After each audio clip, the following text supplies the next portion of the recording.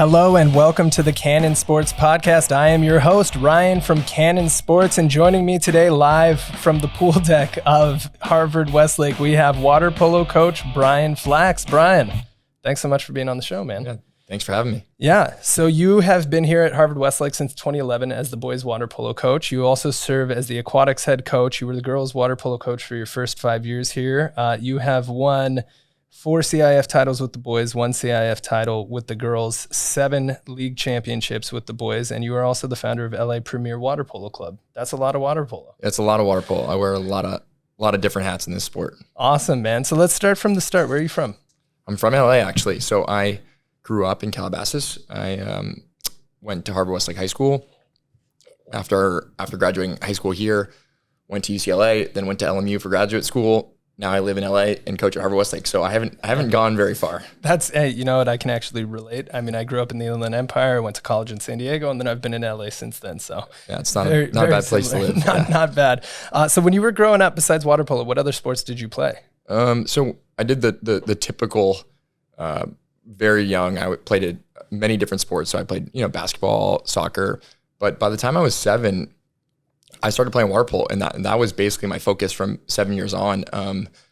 I mentioned to you earlier, but I was listening to Carrie Klein's podcast with you guys, but she and I had a similar experience. She started a little later. I think she said 6th grade, but I was in 2nd grade, but I hated water polo when I first started. It was the worst. My mom would take me. I would cry every day, hated it. And she had a little different approach than Carrie's mom, which I think was like, you should quit. My mom was like, no, you're going to play water polo. And it was probably the best decision I ever made. So yeah. Now I've been really excited to do this particular episode because if anyone who's listening has listened to previous podcasts, I bring it up a lot, but I played water polo in high school. Now for me, the way I found water polo is I was a small kid. I'd played soccer growing up. Going into high school, I went to Damien High School out in Laverne, and I was just going to go out for the football team because I didn't have like one sport that I was really good at. And I just wanted to do something to kind of stay into shape. And then I had a buddy that I had gone to elementary school with named Steve Donahoe. He ended up playing water polo at UC San Diego. But he had said, hey, I'm going to be playing water polo. You should come out. You can get into shape just like you wanted to, but you can be in the pool all summer. I said, all right. So I was just going to do it for the summer, and I ended up really liking it. And so I played all 4 years. But you got introduced when you were 7 years old. What was that introduction like for you? Because it's not a sport that I feel like a lot of kids grow up playing. No, totally. I think I just right place, right time. My 1st grade teacher had a son that went to Harvard-Westlake, and when I was in her class, they started the Harvard Water Polo Foundation, which was a club program that's now turned into LA, or I've turned it into LA Premier. So some name changes, but basically the same club. And sorry, I lost my train of thought there. That's okay. So she introduced me to it. My mom actually was an Olympic level swimmer. So my mom, we've had a long aquatics background. So she was like, yeah, this sounds great, and brought me over to Harvard-Westlake. And at the time, my club coach was this guy, Rich Corso, which if you know water polo, you know Rich Corso. He was the 1996 Olympic head coach. So he was kind of like overseeing this whole thing. And from that point on, just stuck with it. Yeah. Now, if you're listening and you're unfamiliar with water polo, which is totally fine, don't turn this off. We're going to explain it to you. I would love to get like a breakdown of what water polo is. Because like I was telling you right before we started the show, my fiance, when she found out that I played water polo in high school, her first question was like, oh, so you just like walk on the ground the whole time? Not the case. So with water polo, first of all, one thing I want to make clear, it's usually like 13 to 15 foot water. So you're treading water the whole time. The whole time. Yeah. There's no touching the bottom. That's actually illegal. Yeah. Super illegal. You were never touching the bottom. So you're treading water the whole time. And my experience was like, by the time I was kind of a junior or senior, treading water was like standing still to me. Like it's just a thing that you get used to doing. Yeah. I try to explain to most people, think that there's some freakish talent to tread water for a long time. And at the beginning, it takes some skill, but over time it's as easy as walking for most people. Yeah. So what are the rules of water polo? That's the easier way to go about it is, first of all, there is no horse involved in water polo. That is you laugh, but I'm sure you got the question. I got the question before, absolutely. Traveling throughout the United States, I get that a lot. We are really, I try to explain to people that the version of lacrosse on the West Coast is the way I like to, but really our hotbed is Southern California and a bit in Northern California. Although it is spreading, Texas just passed it as a high school sport as well. So water polo is really a mashup of, hockey, basketball, swimming, some wrestling, all into one sport. So it's the basic rules are very similar to soccer. We only have 7 players on each side. One of those players is a goalie, and your goal is to score on the other team by not touching the bottom, but by passing each other the ball with only one hand, moving down the pool and trying to score again, like very similar to a basketball, but with a goalie. Yeah. And I think one element that I was constantly trying to make clear to people that I don't think a lot of people know about water polo is it's incredibly physical. You have, depending on the pool deck you're on, you have either a referee on each side of the pool deck or you have 2 referees on one side of the pool deck, but the referees see what they can see. But again, you're in the water. So there's a lot of splashing going on. There's a lot that can't be seen under the water. So you brought up wrestling, and I'm glad you did. There is a ton of hand fighting and wrestling that goes on under the water. Yeah, not unusual for really high level programs to actually have some actual martial arts training. I know that the U.S. national team has done some of that in the past, some like hand fighting, hand grappling, because it is so physical. Awesome. Now, when you first started playing and then moving on into your time at Harvard-Westlake, what was your position and what kind of player were you? I was an attacker, so very similar to like a point guard in basketball. I played both sides of the pool. I played the left or right side. As you get older, it gets a little bit more defined. So by the time I got to college, I was more of a right side player, which is more of a passer setup player than the left side, which is a little bit more dynamic and usually a little faster. Cool. Now you graduated from Harvard-Westlake in 2006, and then you went on to UCLA. So what was that jump that you saw in the competition of going from the high school level to the college level? That was by far and away the biggest jump that I made, mostly because, one, I'm 6 feet tall and right-handed, which is basically everyone else. Everyone else is 6 foot tall right-handed. So what makes you and what separates you at that level is just your intelligence, your being able to think quickly. And then obviously I'm now competing against guys that are 6'5" plus. Yeah. And so that was a huge jump physically. Second is just how competitive it is. You have 30 guys there that are competing for 7 spots. I mean, I was a superstar in high school when you go into college and you're kind of a nobody now. And that was a big jump, but I played for a great coach in college, Adam Krikorian, who's still a huge mentor of mine. So it was an awesome experience. Awesome. And then I have it down that you did a 5th year at Loyola Marymount. Was there a change in competition there? Was it a difference that you saw? Was there anything in being kind of in your 5th year of college water polo that you saw as something you saw differently than when you first started? No, the 5th year really was about kind of satiating this appetite I still had for, or filling that appetite that I had for finishing out my water polo career. I didn't feel like, I mentioned it was a big jump going to college, and I just never felt like I reached my potential at UCLA. And so really wanted to have one more year to really give it a go. And I'm really happy I did. And now I never need to play again. Awesome. Awesome. So the playing career ended after your time at Loyola Marymount. When did coaching enter your brain as something you might want to do? So I coached all the way through college. I coached even at UCLA, but when I was at LMU, I tried to get to Harvard-Westlake a night or 2 a week to coach. And I always loved doing it. The issue with coaching, as I'm sure most coaches experience, is the fact that it's really difficult to live in LA and afford living in LA, want to have a family in LA, and coaching. It's just a difficult thing. So I got, again, kind of right place, right time. As soon as I finished LMU, the job here opened up. The coach that was here prior to me decided that he was going to take the Newport coaching job.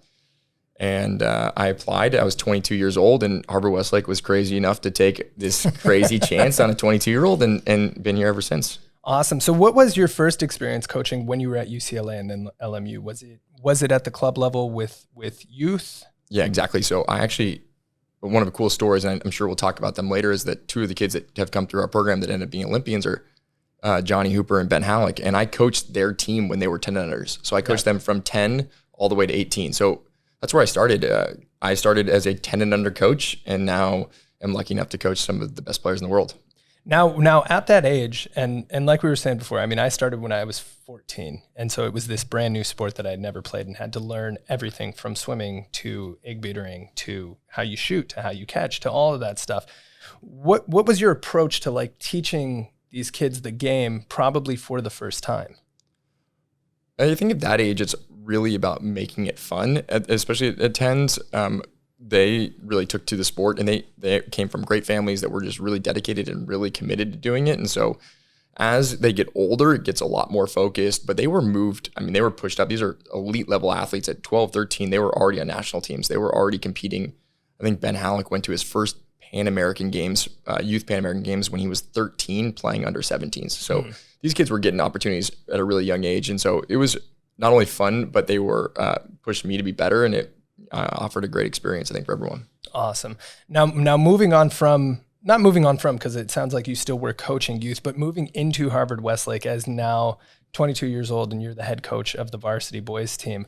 What was the jump you saw from a coaching standpoint in terms of all the things that you had to learn to be the head of a program, and a really good one at that? Yeah, it was tough. If you know me, I am I fail a lot. I'm one of those people that needs to be put in situations and experiences and continually like learning to get pushed and grow. And so I think being 22, it was like I was way in over my head. I mean, like I said, I mentioned, but truthfully, the school was crazy to hire a 22-year-old. I was not at all ready. I had proven myself a little bit with the age group program. We had a really good 14-hour team and 12-hour team, and I coached some elite level players and been on some national team staffs, but I wasn't ready by any means. And so there was so much more to coaching than just what I think people see, which is people think it's about practice plans and games, but there are parents, there are all of these things. There's a school that you're working with too, and to make sure that you're in control of all of those things is a really difficult thing for a 22-year-old that doesn't have any of that type of experience. So that was a big thing for me.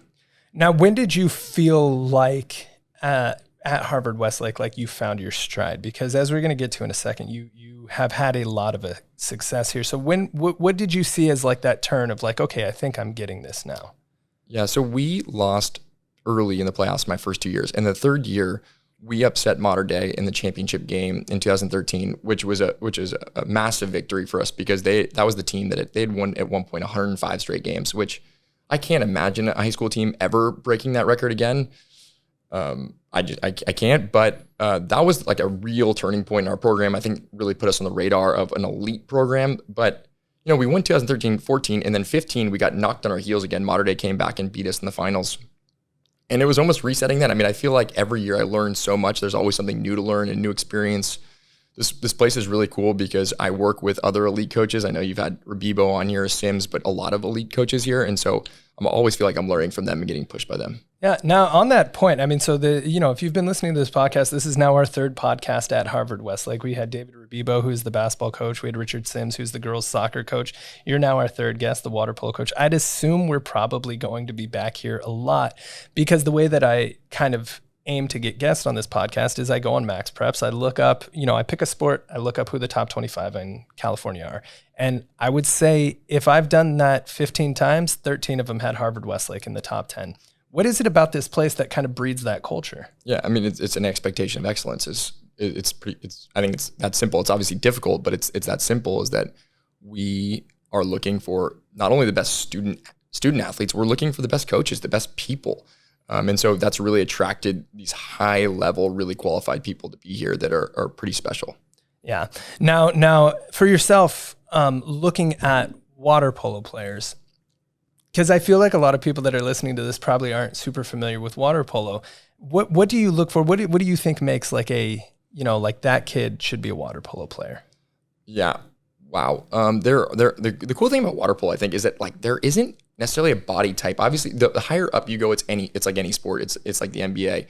But even if you look at the NBA, there's guys at varying sizes. Obviously, if you're under 6 feet tall, the NBA might be a little bit out of reach. But in water polo, the one nice thing is that, especially at the level that we're working at, the water is kind of an equalizer in a lot of ways. Like you can be on the smaller end and still compete. As you go up, again, I think I saw a stat the other day that was that the previous Olympic champions, their average height was 6'6", which, so as you move up in any sport, I'm sure that the height and physicality just play a bigger role. But at this level, we have kids of all different heights, sizes. So what I'm looking for are kids that want to compete. I mean, obviously there's all the mental aspects that I won't jump into, but physically, you have to be able to swim. You have to be able to swim fast.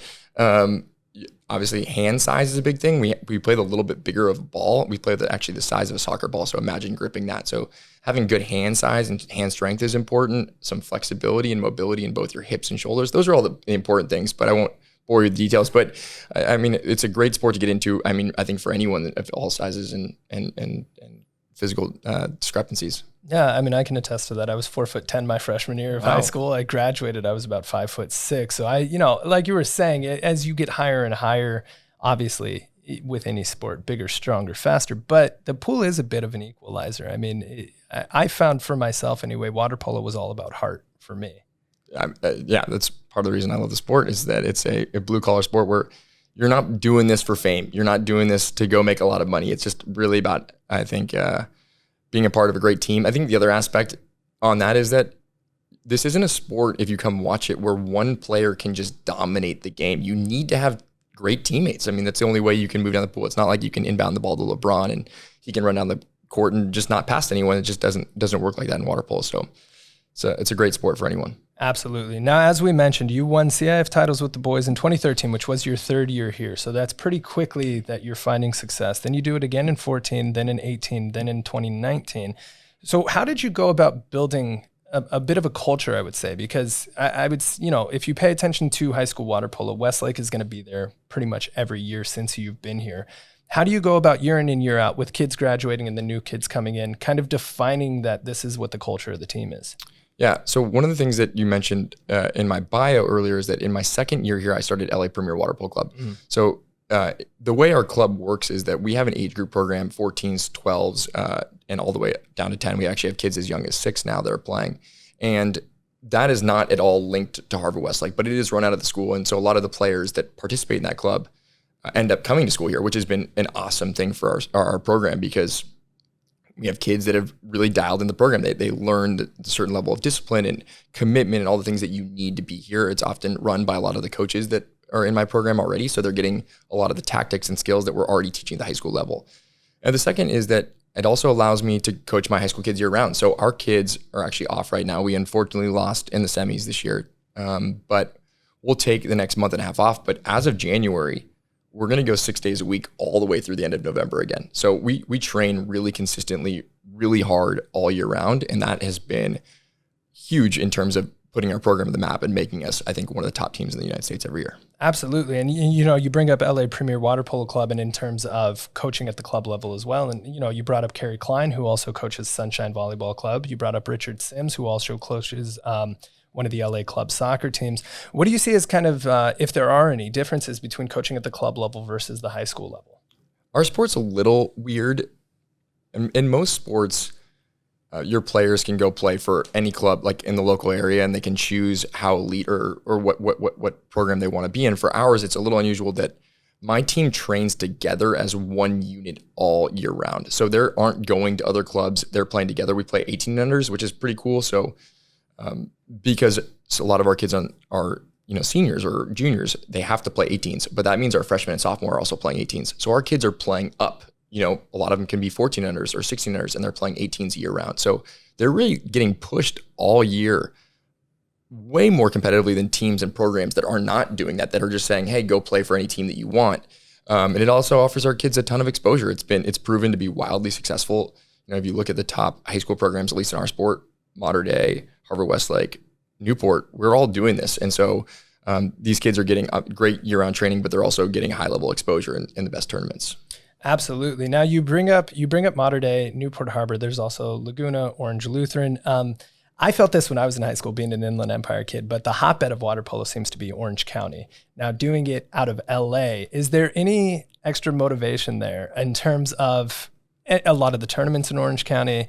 A lot of the top teams are in Orange County, and you're coming out of Los Angeles now. What is that like to be the one kind of LA representative of, like, we're infiltrating Orange County and we're doing it at a very high level? Yeah. Heck yeah, it's important. It's really important. And I think there's always going to be this just regional rivalry. I mean, it's even when we go to NorCal. We go to NorCal once a year, and I think there's a regional rivalry between NorCal and SoCal.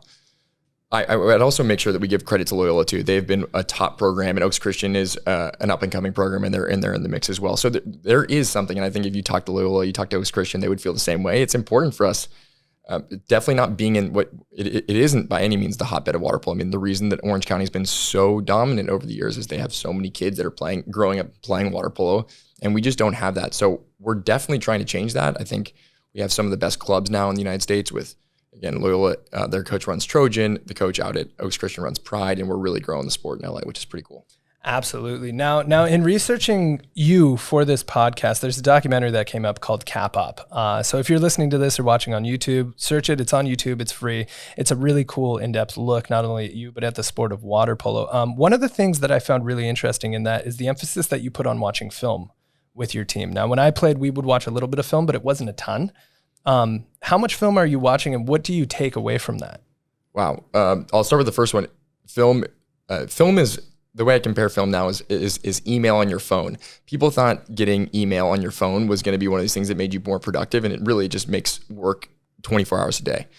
It's the same with film, is that the ability to easily film things and then now archive those things online for anyone to watch wherever they want to watch has really changed sports altogether. And I know that sports like football and basketball have been doing it for years, but it's only getting better. I mean, the technology, the ability to send film to players, break that film down, stat the film has really changed the game. So we, as coaching staff, film makes up a majority of our day for sure. 3-4 hours a day, probably, from each of the coaches on staff. With the players, one of the things that we try to do is, especially being in a school like Harvard-Westlake that is so academically rigorous, we try to make it as streamlined as possible. We don't want to waste any time in video. We want to make sure that they're getting exactly what they need, and then we get into training and it's just get in, get out with what their needs are. So we're probably watching as a team 20 minutes a day before we get in the pool. We train for about 2.5 hours a day, so probably 20 minutes or so. But again, it's really focused. That film has been sifted through and cut out of about 3-4 hours of work. And then they'll watch probably another 20 minutes on their own throughout the day. So it's a lot. To be a high-level athlete now, it takes a lot. It is a lot. And it also kind of, I think, brings up something that you had mentioned earlier. We've kind of talked about some of the physical attributes of water polo players, but it is largely a game that plays out mentally. And you're dealing with, kids that are under the age of 18. What is kind of your strategy on keeping kids mentally focused or getting them in the right mindset of, number one, you have to be focused. Number two, you have to make good use of your time. And number three, I think, something that maybe is not unique to only water polo, but is certainly present in water polo, is that you're getting into that pool and you're going to be in a dogfight. There's going to be stuff that's going on under the water that the ref's not going to see, and you have to play through it. There's going to be a lot of contact that's going on, and it's a grueling sport. So how do you get 14, 16, 18-year-old kids in the right mind frame of, I'm about to go into this pool for the next half hour and I'm going to have to stay super mentally strong? Yeah, that's a great question. Going back to an earlier question, you asked what, we attract obviously great coaches here, but one of the things that I think makes this place special, and I talk about this up in the Cap Up movie a lot, is that we attract, I think if you took a step back and asked a random person from the street about Harvard-Westlake, they would think our kids were probably not very tough. Tough would not be a word that they would use to describe our kids. And I actually think the exact opposite. I think we have the toughest kids in the world because they go to school here and they are required to be amongst the elite, the smartest kids in the world, really. This is one of the best schools in the world.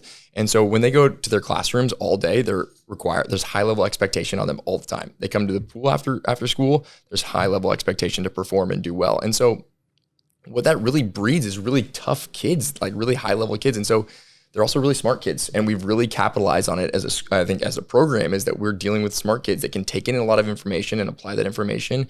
They have to do it all the time in the classroom. And so I've been really lucky. A lot of that, I think, is a testament to the school and the type of kids I get. Absolutely. Now you brought up a bit that, like Texas has just approved water polo to be a high school sport. When I was growing up, I think really it was in Southern California. I think it was in Florida, but it's not a super nationally played sport. Where do you see, I've been out of the game since 2005. I graduated high school. It was like, that was fun. Now I'm on to the rest of my life. I'm not going to play anymore. You've been in the sport since you graduated high school. How do you see it growing, and what do you see as the leap it can make in terms of being a widely played sport across the country? Yeah, I think the big issue we run into is the barrier to entry is so high. You have to be able to swim. You have to be able to, and you need pools. You have to have facilities. This isn't a sport. One of the reasons I think that sports like soccer are so wildly popular is that anyone can play it. You can get a soda can and kick it around on. We've all done that as kids growing up. You can't play water polo without having a pool, without having a facility, and then also being able to swim. So figuring out ways, and USA Water Polo, I think, is doing a great job at this. We obviously have Texas is coming on board with it. I think is a huge win for our sport. I think it will be wildly popular in a place like Texas. I could really see them taking to the sport. But they've offered things like splash ball, which is our version of t-ball, really, where it's like it really introduces the kids to some of the basics. It teaches swimming, but we introduce a ball, and so just really, I think, making sure that we're doing a better job as a sport of getting facilities, opening new facilities, and then introducing water polo at a really young age. I think are the big things that we are going to have to focus on. Absolutely. Now, you brought up USA Water Polo, and I have done that since 2012. You've actually been coaching with USA Water Polo on the junior team. How did you get involved with USA Water Polo, and what is that experience like for you, coaching kids from all over and coaching them for an international stage? Yeah, so I was invited in 2012 to be the assistant coach on the cadet team, which is the under 15 national team, and by Brett Ormsby, who's the coach at JSerra now. And I did that for 2 or 3 years, took a little bit of a break, and then came back and joined him on staff again in 2018. And we coached Youth Worlds. Following that, I was offered the head coach of the youth team, so the under 18 team. And so I've been the head coach ever since. And I also got the opportunity to coach World University Games with the top college players. So this has been something I've just kind of been involved in ever since I really started coaching, or really as soon as I graduated. And it's one of the best parts of my job is I get to represent the best country in the world and get to go many cool places with the best athletes and compete at a really high level. So it's been cool. We're actually heading to Brazil in January to go compete for Pan American Games, which should be fun. Very cool. Now, what is that process like as the head coach of the UAT team for USA Water Polo in terms of selecting the team, in terms of the practice schedule? I'm assuming that there's kids kind of coming from all over. What does that practice schedule look like? What does that tryout, look like? And kind of what does the travel and the tournament schedule look like? Yeah, it really varies year to year, and it varies for a few reasons. One is that the tournaments kind of shift and the focus shifts every year. So some years we have world championships, some years we don't. So this year, actually, we're going into a world championships year, and everything's a little messed up with COVID. So that's one thing. The second is the school schedule, and our schedule doesn't always line up with the rest of the world's. So kind of figuring out training and when that will be. But generally speaking, we start the tryout process in January. This is very unusual, again, that we have a big tournament in January. So we have a tryout this weekend. But in normal years, January, February, March, April, May, we kind of use to start to evaluate. And then finally, we'll cut that down to about 30 kids and select a team sometime in June, and then we'll do one training camp, and then we usually travel in August. Very cool. Now you brought up kind of some of the alum, Ben Halleck and Johnny Hooper, both of whom play for the U.S. national team. And then you were saying to me before we started recording this that you have 18 alumni currently playing in Division I. I think you said that there's the NCAAs are going on right now, and you're going to have a game going on where there's 6 alumni playing against each other in that game. Yeah. So tomorrow, it's a huge point of pride. I am really excited for them. I mean, the best part of I'm sure when you interview most coaches, that the best part of your job is really going to see the kids after they graduate. I think it's like the most special experience. I'm one of those crazy parents in the stands now that is cheering for their kids. But tomorrow Princeton plays UCLA. So we have 6 kids playing in that game. Really, really special for me. But we have 18 kids currently in NC2A Division I, which is, I think, has to be more than any other school in the United States, which is pretty cool that, all the cool championships and things that we do here are special, but really what our goal, I think, as high school coaches and age group coaches and youth coaches should be is to set the kids up for long-term success. And so, that's proving, I think, to be true, which is cool. And I'm really excited that they get to continue to have really cool experiences. So I'm excited to cheer them on this weekend. Awesome. And now you bring up setting the kids up for long-term success. With any sport, that's not going to look like being a professional athlete. Most of us who play high school sports are not going to play at the college level. Most people who play college sports are not going to play at the professional level. And then for water polo, it's even a smaller talent pool, and there's, unfortunately less opportunity, although that sounds like it's growing.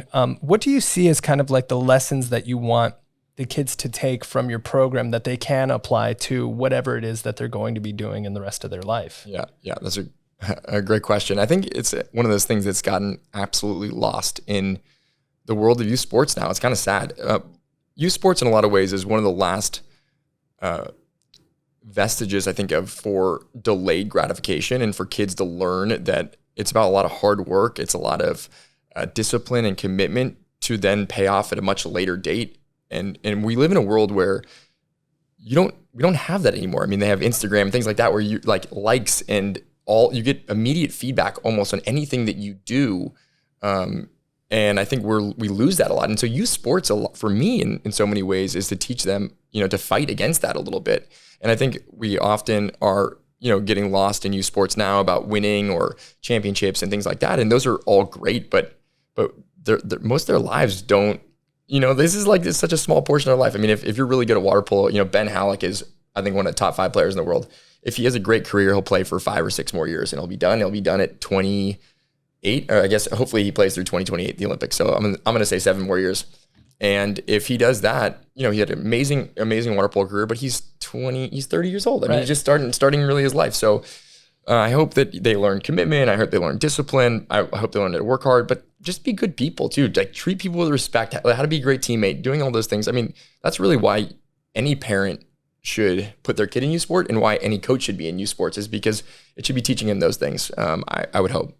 Absolutely. And I think that's one of the things that I love about sports, and specifically youth sports, is the lessons that it teaches for everybody, regardless of your talent level. Like I said, I didn't get much playing time when I was in high school, but I felt like learning the hard work, learning to deal with the adversity and the disappointment are things that I kept.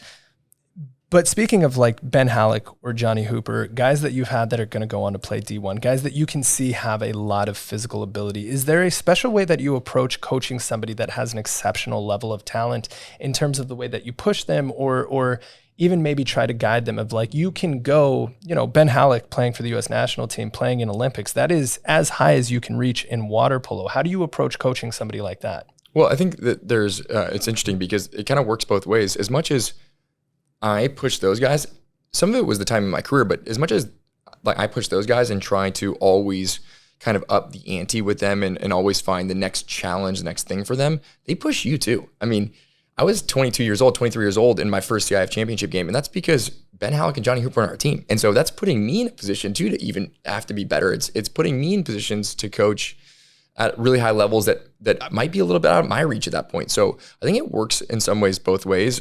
I definitely, those kids were on like a special track all along. And a lot of that was encouraging them to do national team things, really trying to find them, ways to be competitive in any way that could be. But I mean, those guys on their own are so innately competitive. They find those opportunities too. They don't, those are the guys that you don't worry about, like looking and finding, if there's a national team tryout, they're going to be there. They want to be a part of those types of things. So they also do it on their own too.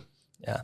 Now, when we talk about you as a coach and the kids pushing you, you've had a lot of success. You were named the 2014 and the 2019 USA Water Polo Coach. You were given the Men's Coaching Award. How does it feel for you as a coach to get recognition like that? Because I think a lot of times, especially in youth sports, coaches get a little bit lost. There are legacy coaches, but by and large, people don't. So how does it feel to get recognition, to know like I'm doing a really good job with what I'm doing? Yeah, it's always nice. It's always it's nice.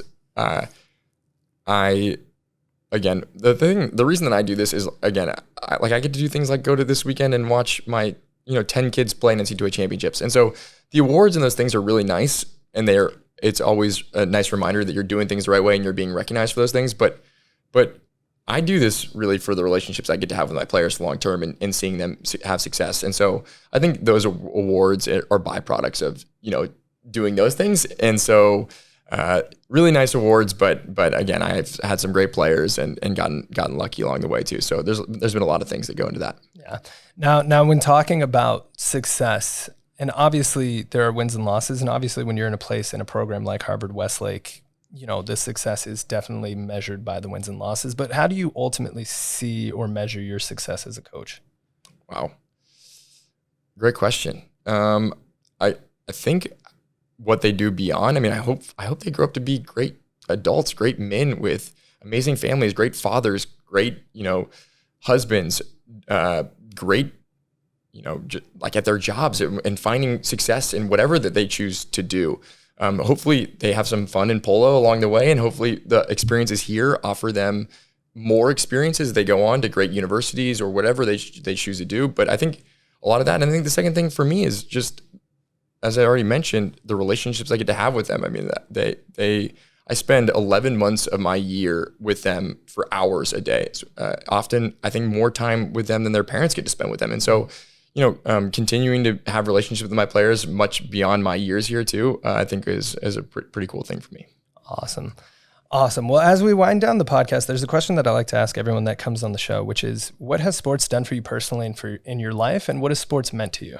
I mean, it's done everything. It's been I more specifically water polo. I mean, water polo has literally been that special to me that it has, since I was 7, given me almost every experience and opportunity that I can actually imagine. It got me into the college that I wanted to go to, the education that I wanted. It got me back to the job that back to the school, that my current job. It's really given me, it's my whole world. And so I hope that I can give a little bit of that back to the kids that I get to coach now.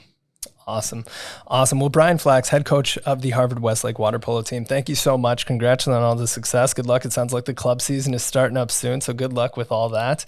And thank you guys so much for listening. Thank you for listening if you're listening on Spotify, Apple Music, Amazon Music, or anywhere else you get your podcast. Thank you to those of you who are watching on YouTube, youtube.com/Cannon Sports Media. If you guys want to check us out, we are on Instagram at Cannon Sports. We are on TikTok at Cannon Sports Official. And of course, cannonsports.com for all your sporting goods needs. Thank you guys so much, and we will see you next time.